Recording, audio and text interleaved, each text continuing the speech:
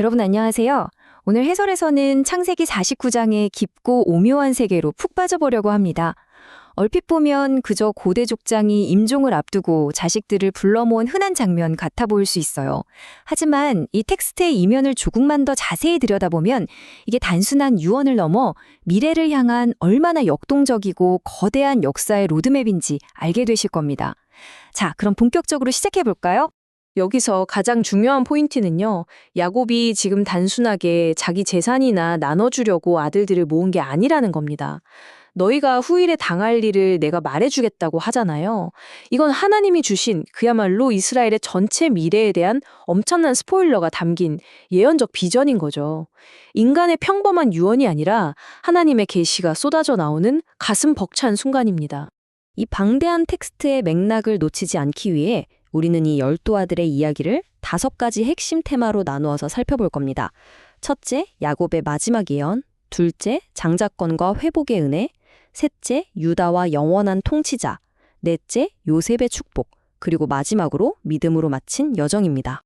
그럼 첫 번째 테마인 야곱의 위대한 마지막 예언. 언약 백성의 족장이 아들들을 불러 모으는 그 장엄한 오프닝 씬으로 바로 들어가 보겠습니다. 야곱은 예언을 시작하자마자 아주 뼈 때리는 사실 하나를 짚고 넘어갑니다. 한 사람의 현재 성품, 그리고 삶에서 내리는 지금의 선택들이 그냥 나 혼자만의 일로 끝나는 게 아니라는 거예요.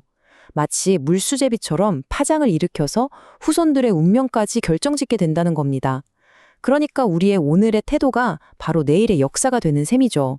두 번째 테마는 잃어버린 장자권과 회복의 은혜입니다. 태어난 순서가 결코 축복을 보장해주지는 않는다는 걸 아주 확실하게 보여주는 대목이죠. 야곱의 첫째 아들들에게 어떤 일이 벌어지는지 한번 볼까요? 과거의 죄가 어떻게 예언적 결과로 그대로 돌아오는지 극명하게 볼 수 있는데요. 첫째, 르우벤은 끓어오르는 물처럼 자기 감정과 욕망을 주체하지 못한 탓에 장자로서의 영광을 한순간에 날려버립니다. 자제력 부족이 원인이었죠. 반면에 둘째, 셋째인 시므온과 레위는 과거 세겜에서 정의를 핑계로 벌였던 그 무자비한 폭력과 분노 때문에 이스라엘 땅에서 뿔뿔이 흩어지게 되는 징벌을 받게 됩니다. 그런데 여기서 진짜 소름 돋는 반전이 일어납니다. 바로 하나님의 놀라운 은혜의 전환인데요. 하나님은 레위 지파가 받은 그 흩어짐이라는 징벌을 완전히 180도 뒤집어서 축복으로 바꿔버리십니다. 이스라엘 전역에 흩어져서 오히려 사람들을 위해 제사장으로 삼기게 만드신 거예요. 실패한 인생마저도 완벽하게 재활용해서 새롭게 사용하시는 하나님의 엄청난 은혜인 거죠. 이 흐름을 타서 세 번째 테마인 유다와 영원한 통치자로 넘어가 보겠습니다. 찬송이라는 뜻을 가진 넷째 아들 유다인데요. 사실상 창세기 49장 전체를 통틀어 가장 스케일이 크고 핵심적인 예언을 받게 됩니다. 야곱은 왕을 지팡이, 즉 규가 유다를 결코 떠나지 않을 것이라고 선포합니다. 유다 본인도 과거에 완벽한 사람은 아니었잖아요. 하지만 회개한 그를 통해서 이스라엘의 지도자가 나오는 것은 물론이고요. 궁극적으로 영원한 통치자이신 메시아의 혈통적 씨앗이 바로 이 순간 유다 지파에 콕 심겨진 겁니다. 이게 스케일이 얼마나 큰지 한번 생각해 보세요. 한낱 야곱의 침상머리에서 시작된 예언 한마디가 시간을 훌쩍 뛰어넘어서 사사시대를 지나 그 찬란했던 다윗 왕조로 이어지고요. 마침내 유다 지파의 사자로 오신 예수 그리스도에게서 그 약속이 완벽하게 성취됩니다. 하나의 거대한 마스터 플랜이 완성되는 걸 보는 느낌이죠. 유다 다음으로 이어지는 다른 형제들의 예언을 쓱 훑어보면 하나님의 계획이 얼마나 다양하고 디테일한지 알 수 있습니다. 스불론이 누릴 해변의 경제적 번영부터 이사갈에게 던지는 안락함에 빠져 사명을 잊지 말라는 따끔한 경고, 또 영적 전쟁에서 끝내 이겨낼 갓지파까지 하나님은 우리를 붕어빵 찍어내듯 대하시지 않고 각자에게 완전 맞춤형 미션과 축복을 주신다는 걸 깨닫게 해주죠. 그러다가 힘보다 지혜를 상징하는 단지파를 축복하던 야곱이 갑자기 딱 멈춰서서 이런 기도를 툭 내뱉습니다. 여호와여, 나는 주의 구원을 기다리나이다. 참 인상 깊은 순간이죠.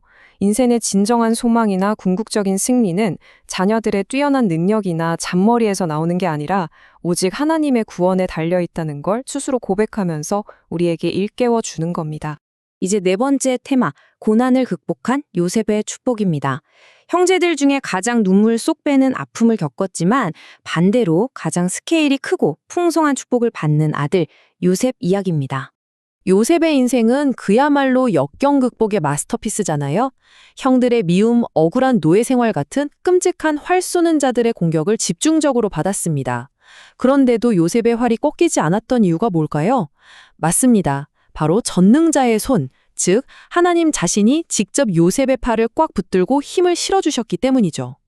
내 능력이 아니라 하나님의 서포트가 승리의 비결이었던 겁니다. 그렇게 철저하게 하나님께 매달렸기 때문에 요셉을 샘 곁에 무성한 가지라고 부릅니다. 심지어 그 가지가 너무 풍성해서 자기 앞마당을 넘어 남의 집 담장까지 뻗어나가죠. 인생에서 가장 깊은 상처를 받았던 사람이 하나님 안에서 치유될 때 오히려 세상을 위해 가장 위대하게 쓰임받을 수 있다는 엄청난 위로를 던져주는 대목입니다. 드디어 마지막 5번째 테마, 믿음으로 마친 마지막 여정입니다. 이 거대한 예언의 대장정을 한 위대한 족장이 어떻게 마무리하는지 그 숭고할 순간을 함께 지켜보시죠. 야곱은 자기 인생의 마지막 태스크를 아주 체계적으로 클리어합니다. 첫째, 12아들 모두 똑같이가 아니라 각자의 사명과 분량에 맞게 축복을 마무리하고요. 둘째, 이방 땅 애굽이 아니라 하나님의 언약이 있는 가나안 땅 막벨라 굴에 묻어달라고 확실하게 못을 박습니다. 그런 다음 침상에 2발을 모으고 아주 평안하게 단 한 방울의 두려움도 없이 조상들에게로 돌아갑니다. 자, 그럼 오늘 살펴본 이 방대한 이야기의 핵심 요점들을 한번 정리해 볼까요?